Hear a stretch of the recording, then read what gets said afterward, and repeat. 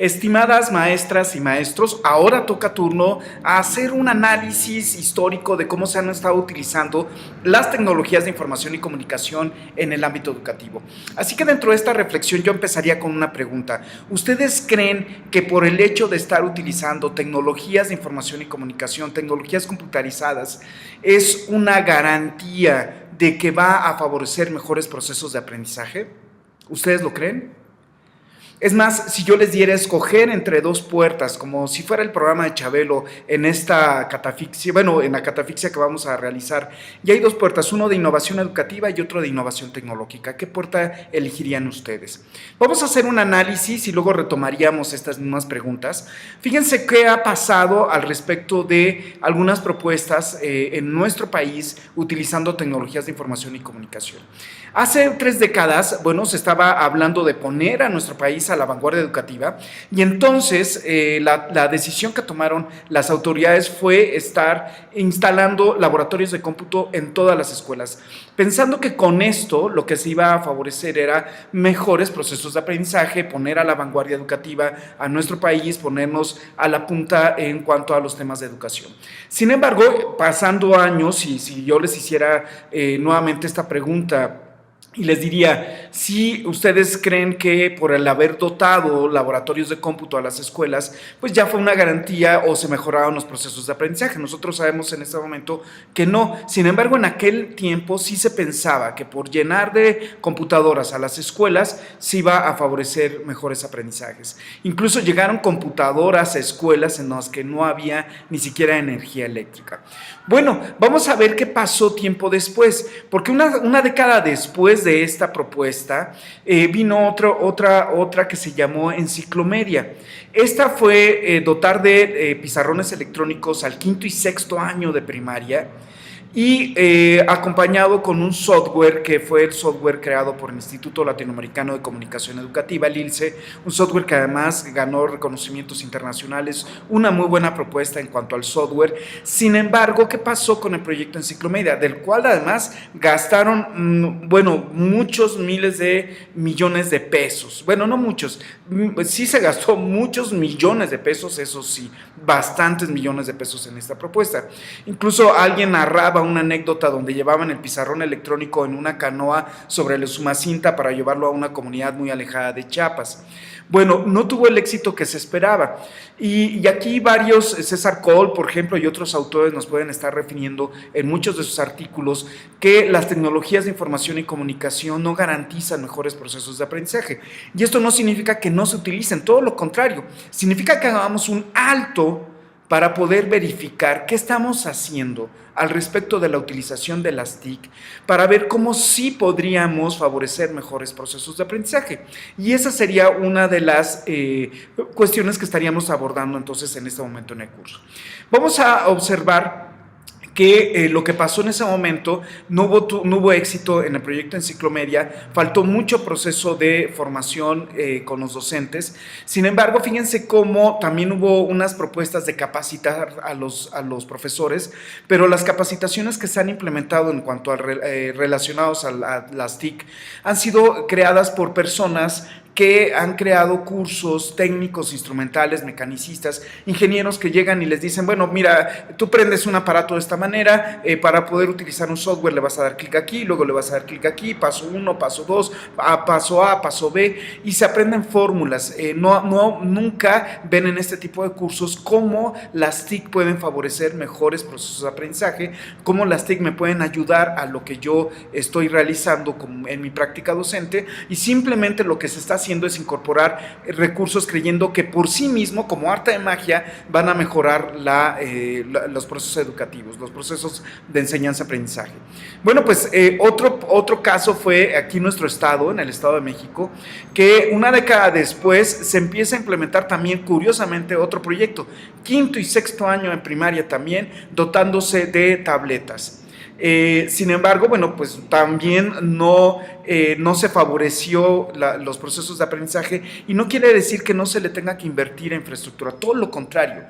¿Hay que invertir en infraestructura? Sí, Desde luego que hay que hacerlo.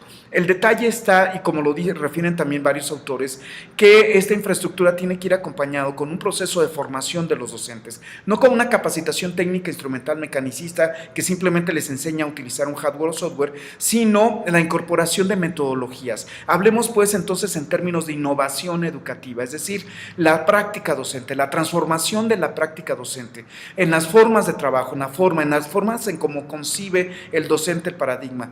Y porque con ello entonces sí podría estarse favoreciendo al momento de que yo tomo el camino de la innovación educativa, se favorecen nuevas formas de trabajo y por lo tanto los recursos que yo tenga, pocos o muchos, los voy a poder aprovechar al máximo. Pero si llega un aparato y yo no sé cómo este aparato me puede ayudar a mí en mi práctica docente, si no incorporo metodologías innovadoras voy a seguir haciendo lo mismo. Y es un poco de lo que vamos a estar analizando. Si no alcanzan a ver la nota, por lo menos vean esta nota de la jornada del 2007, donde nos dicen que las mejores escuelas con los mejores resultados no eran las que tenían la mejor infraestructura de las escuelas de calidad, ni las que estaban participando en el proyecto Enciclomedia.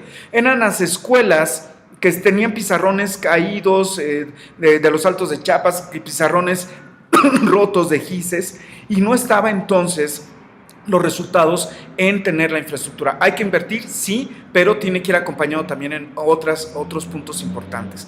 Voy a referirles aquí haciendo un análisis en cuanto a tecnología educativa o de la incorporación de las TIC en los procesos educativos, de un modelo educativo que surgió, y les voy a preguntar ahorita, ¿recuerdan dónde surge tecnología educativa y en qué momento? Esto es importante de mencionarlo. Este modelo educativo de tecnología educativa como tal se llamó, surge después de la Segunda Guerra Mundial y surge en Estados Unidos.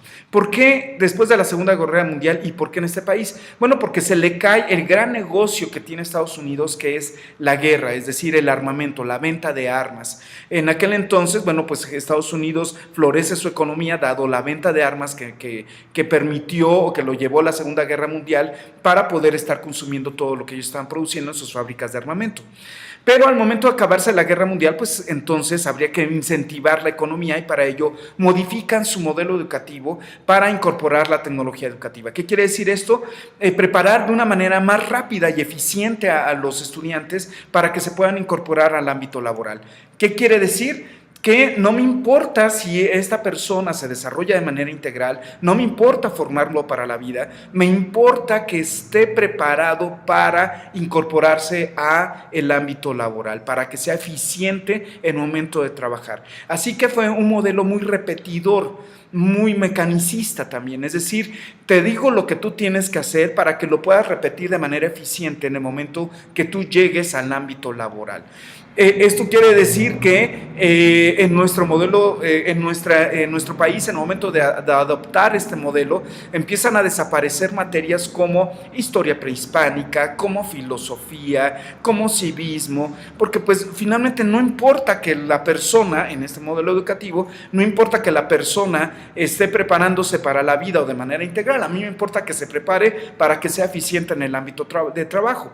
Pero fíjense que también fue un modelo que le dio pues en un corte a la creatividad de las personas porque los volvían seriales, es decir, te digo lo que tienes que hacer, insisto, para que tú lo repitas tal y como yo te lo repito, te lo digo, y una muestra de ello se los voy a poner aquí. Imaginen un profesor, y hablando también de tecnologías de información y comunicación, imaginen un profesor con este paradigma. Este profesor que llegaba con el libro a la clase, que era un dictador en todas las acepciones de la palabra, llegaba a eso, a poner disciplina, pero además a dictar. Recuerden, incluso la escuela tradicional hablaba de que el docente tenía el catedrático, era la luz del conocimiento que se la daba al alumno, al sin luz, y este alumno tenía que recibir esa luz de conocimiento del profesor. Bueno, y que para eso tenían que estar disciplinados, callados, serios, para poder recibir bien y de manera adecuada la información.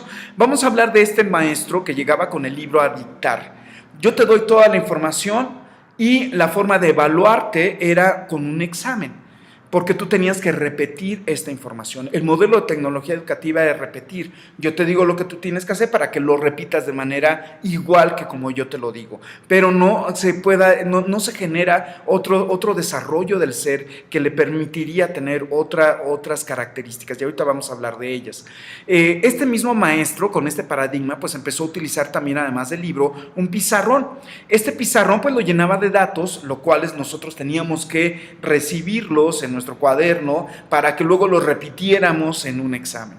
Este mismo maestro pudo haber utilizado, vamos a hacer como un análisis histórico, ¿les parece? De diferentes recursos que puede ir usando el maestro o ha ido usando para ver si el punto central está en el recurso. Este maestro empezó a utilizar un rotafolio porque decía, bueno, si le doy clases al grupo A, al grupo B, al grupo C, también en el turno vespertino, ¿para qué repito la información escribiéndola? Pues ya la tengo en un rotafolio y simplemente paso y la leo. O pasan y la copian, que es lo que nosotros teníamos que hacer. Entonces, fíjense que en esto lo que tenía él que estar manejando era el rotafolio, simplemente pasándolo. Nosotros teníamos que copiar esta información y la forma de evaluarnos era a través de un examen donde repetíamos esta información. Después vino el proyector de acetatos. ¿Se acuerdan de este proyector de acetatos? Esta hoja transparente que lo que era la copia del libro. Entonces yo iba, le sacaba copia al libro y lo proyectaba y esa era mi clase, proyectar la información que nosotros teníamos que recibir y repetirla. Y va cambiando los recursos. Incluso recuerdo un maestro que se pavoneaba mucho cuando pasaba por el medio de la escuela. Decía, bueno, yo soy un maestro que prepara la clase, iba con su rotafolio y sus rotafolios que eran finalmente la copia del libro. Yo sí preparo mi clase, yo tengo material didáctico, y el material didáctico era el rotafolio con la copia del libro. Bueno, si seguimos más adelante vamos a encontrar que el maestro, este mismo maestro, pues le llegó a sus manos ahora una computadora con un proyector y un PowerPoint que lo que hacía era llenarlo de texto para proyectarlo, ponerse a leer, ni siquiera dándole la cara a los estudiantes, colocándose y leer toda la información que estaba en el PowerPoint para que nosotros recibiéramos esa información y la repitiéramos en un examen. La pregunta aquí es, este maestro, con este modelo, esta forma de ver la educación, y ha tenido a lo largo de la historia diferentes recursos, ¿ha transformado realmente su clase? ¿Ha cambiado? ¿Ha habido una innovación educativa? ¿O simplemente le han llegado nuevos recursos?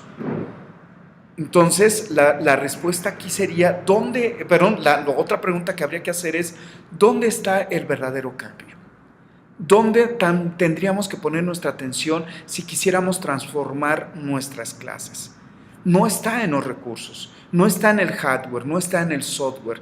Nos podrán llegar muchos hardwares, muchos softwares, podrán llegarnos pizarrones electrónicos. Ahora vienen cosas increíbles, realidad aumentada, realidad virtual, hologramas. Vean lo que está haciendo el TEC de Monterrey, lo que va a empezar a hacer la UNAM. Ya están utilizando hologramas para poder estar manejando telepresencia, etcétera, etcétera. Realidad virtual con softwares donde ya tengo una educación inmersiva, etcétera, etcétera. Pero no está otra vez en los recursos, en los aparatos que yo pueda estar utilizando, ni tampoco en el software. Estará siempre en los modelos, en las nuevas formas, porque a este maestro le podrán llegar nuevos y más recursos y lo seguirá usando de la misma manera. Entonces, lo que habría que modificar es la práctica docente. Al momento de que yo modifico mi práctica docente, podré aprovechar al máximo los pocos o muchos recursos que tenga y los podré aprovechar además de una manera creativa, favoreciendo otras formas y otros ambientes con nuestros estudiantes. Vamos a ver aquí, por ejemplo, si yo hablamos del cerebro triuno y que hay un área cortical, una límbica y que hay un área del cerebro izquierda y derecha. Bueno, pues ¿cuál sería, una pregunta, los profesores de matemáticas, dónde ponen su atención? ¿En qué cuadrante de estos ponen su atención? Por supuesto que los maestros de matemáticas ponen su atención en este cuadrante, en el cuadrante cortical izquierdo. Bueno, pues aquí en el cortical izquierdo, que es lo que ellos favorecen mucho, pues sería una forma cuadrada de ver la educación, sería que yo me centrara solamente en este cuadrante. ¿Qué podríamos hacer, por ejemplo, como un maestro de matemáticas? Bueno, pues un maestro de matemáticas podría, por ejemplo, manejar el aprendizaje basado en proyectos o el aprendizaje basado en problemas o el aprendizaje con estudio de casos, el trabajo colaborativo, otras más. Pero ¿qué les parece? Les pone un reto. Y este reto que les pone el maestro les pide planearlo. Entonces ya están tocando otro cuadrante al momento de tener que planear su proyecto, su reto que tienen ellos que resolver. Y luego, ¿qué les parece si lo hacen colaborativamente? Ya empiezan a tocar entonces los estudiantes también el trabajo con otro de los cuadrantes. ¿Y qué les parece que además en este reto pues les pide una solución que los lleve a ser creativos? Ya tocaría otro cuadrante. Esto significa, como nos decía Howard Gardner, todos somos inteligentes, pero favorecemos más unas inteligencias que otras, y lo mejor que podemos estar haciendo con nuestros estudiantes es favorecer la mayor cantidad de inteligencias, es decir, de manera integral favorecer cada uno de los cuadrantes. Entonces, este maestro podría estar realizando actividades, no solamente con su cuadrante, sino actividades que estén tocando cada una de los otros cuadrantes, desarrollando de una manera integral los aprendizajes con sus estudiantes, y además, pues, ¿por qué no?, favoreciéndolos hacia aprender para la vida. En este caso, entonces, ¿qué es un profesor TIC? Un profesor TIC no va a ser aquel que se llena de gadgets y que trae en su cinturón como si fuera el cinturón de Batman, con un montón de recursos de TICs y con software que está trabajando, sino es un profesor que sí puede tener estos recursos, pero que no es lo más importante, sino que él está modificando todo su cosmovisión al respecto de la educación, que él está también modificándose en términos de innovación educativa, en modificar su práctica subdocente, en sus metodologías, y que acompañadas entonces estas metodologías con la práctica docente lo están llevando a generar otros ambientes de aprendizaje, y podrá entonces aprovechar al máximo estos recursos que tiene para poder generar ambientes en los que los estudiantes no quieran irse de esa clase, quieran estar y se encuentren motivados de una manera intrínseca con lo que nosotros estemos trabajando con ellos. Bueno, esto es un análisis de cómo se han utilizado las TIC en la educación y un poco de la propuesta que también vamos a estar viendo más adelante. Muchas gracias.